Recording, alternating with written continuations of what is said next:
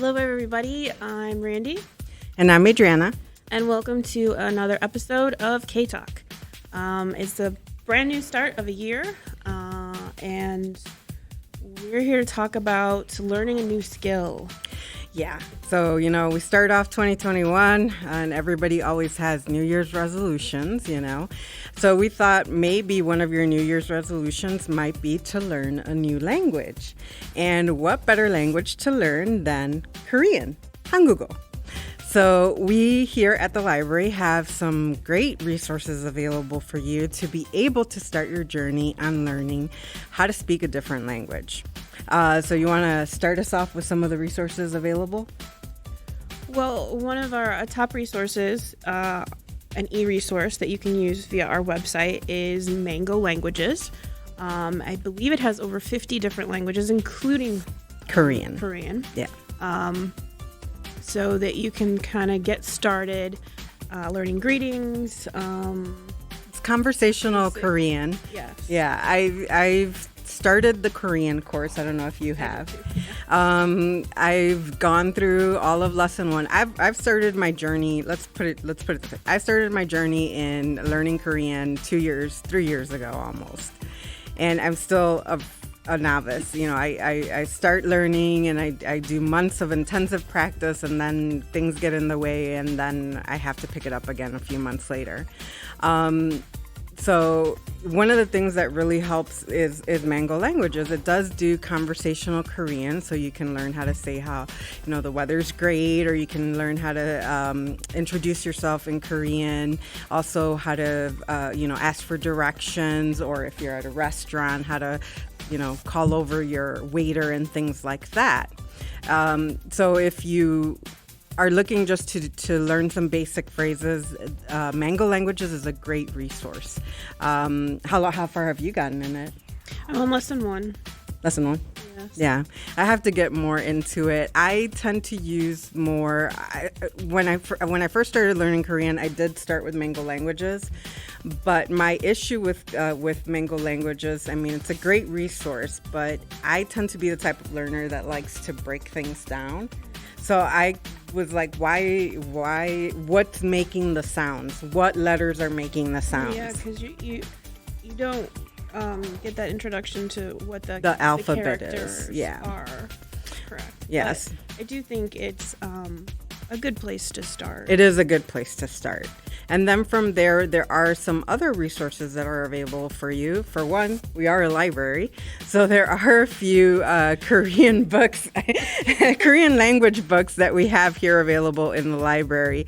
You can search our catalog for Korean language, and you will see that there are a couple of books that are housed here at Fountaindale Library. I think there's like 3 or 4, 1,000 words to learn, and I think there's Korean for Dummies, which is always checked out. Because I was trying to look for it and I couldn't find it. There's verbs and things like that. The children's section actually has a lot of Korean books. I was surprised. They have a lot of introductory learning Korean books. So you may want to start there actually.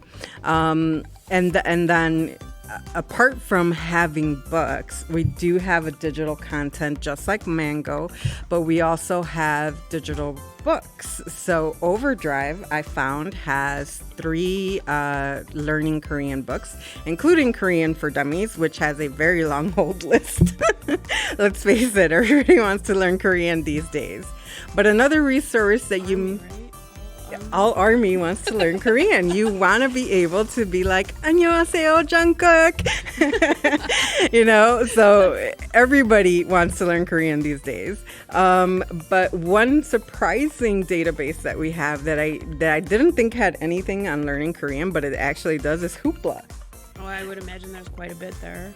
There actually isn't as much as I wish, because there is a ton of learning Japanese and learning Polish, but there's only I think 5 or 6 books and audiobooks on learning Korean. So, I think over the course of this year, Randy and I are trying to beef up that Korean language library for you guys. But Definitely begin with Mango Languages. It is going to be a great resource for you to start to do some listening practice because it does have audio attached to it. You can also do speaking practice. So as sometimes, you know, they'll have like the word like choayo. And it'll show you the word both in the characters, it will also speak it to you, and then you can also use your computer microphone to try to pronounce that word as well yourself. So it's a really great resource.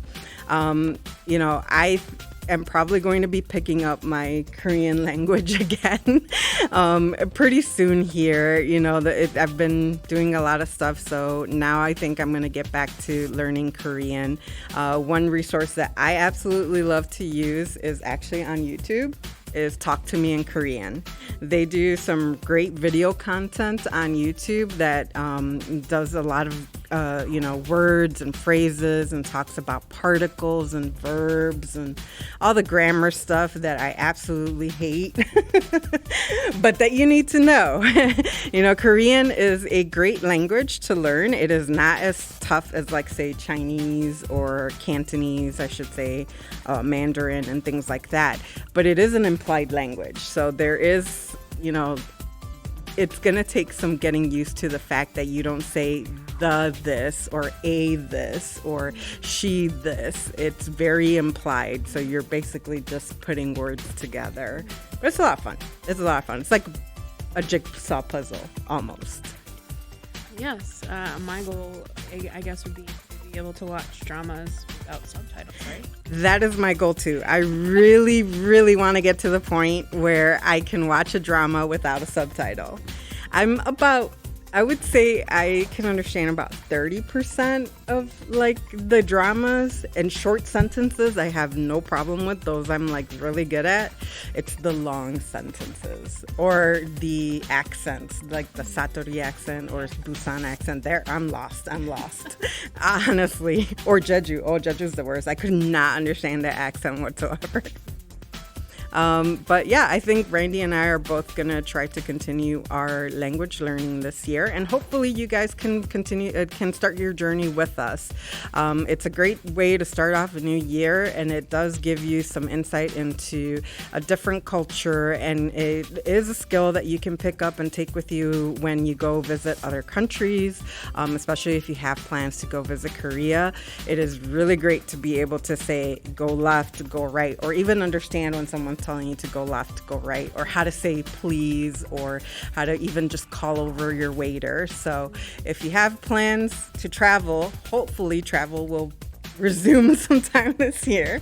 If you have future plans to travel to Korea, definitely take advantage of Mango Languages. So just visit our website at fountaindale.org, check out our e-resources, check out our digital collection, including Hoopla and Overdrive, and have fun. Well, that's going to wrap it up for us today. It's a nice little short segment for you guys. We'll see you next month with another K-Talk video. Thank you for joining us today. Bye.